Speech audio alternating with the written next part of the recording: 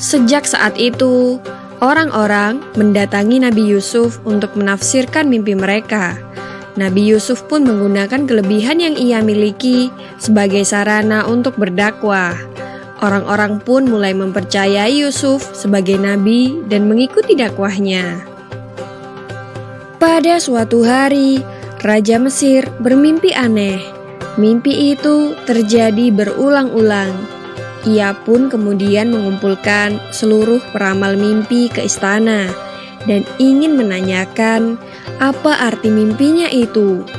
Raja berkata, "Sesungguhnya aku bermimpi melihat 7 ekor sapi betina yang gemuk dimakan oleh 7 ekor sapi betina yang kurus. Lalu ada 7 buah biji hijau dan 7 buah biji lainnya yang kering." Para peramal yang diundang mulai berpikir, akan tetapi seluruhnya tidak ada yang mampu menafsirkan mimpi sang raja. Sang raja kemudian resah dengan mimpi yang dialaminya tersebut. Pada saat itulah, pelayan raja yang mimpinya pernah ditafsirkan oleh Nabi Yusuf teringat kepada Yusuf. Ia lalu berkata kepada sang raja, "Baginda, saya ingat ketika saya di penjara, ada seseorang yang mampu menafsirkan mimpi dengan tepat. Hal itu telah terbukti kebenarannya. Izinkan hamba menemuinya."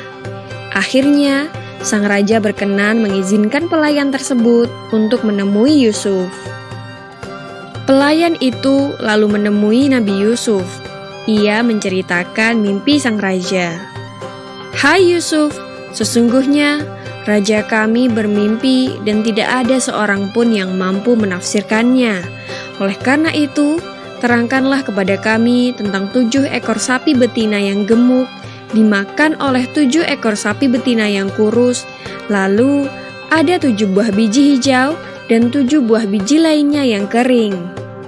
Yusuf lalu berkata, "Sahabatku, tafsir mimpi memberitahukan bahwa negeri Mesir akan mengalami masa subur selama 7 tahun. Tetapi kemudian negeri Mesir akan mengalami kemarau panjang selama 7 tahun pula." Pelayan itu berkata, "Sungguh situasi yang berat. Lalu bagaimana cara mengatasi masalah tersebut?"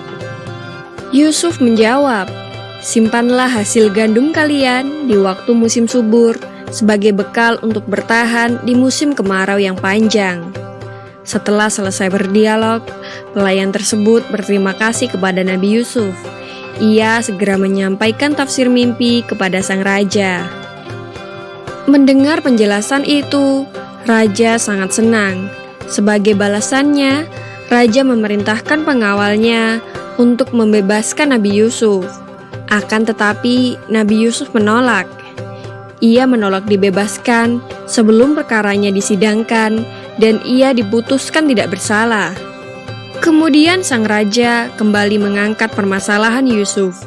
Ia mencoba untuk mencari kebenarannya. Semua orang yang terlibat dalam masalah tersebut dipanggil dan dimintai kesaksiannya atas peristiwa yang menimpa Yusuf. Pada saat itulah Zulaikha mengakui kesalahannya. Pengakuan Zulaikha menjadi bukti bahwa Yusuf memang tidak bersalah. Pada akhirnya, Nabi Yusuf dibebaskan.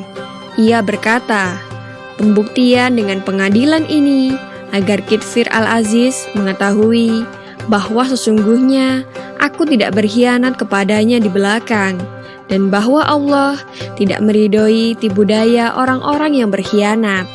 Nabi Yusuf pun bersyukur kepada Allah karena kebenaran telah dibuktikan. Demikianlah kisah Nabi Yusuf alaihissalam menafsirkan mimpi raja. Semoga dengan serangkaian kisah Nabi Yusuf alaihissalam ini kita dapat mengambil hikmahnya dan menjadi ilmu yang bermanfaat. Amin ya robbal alamin.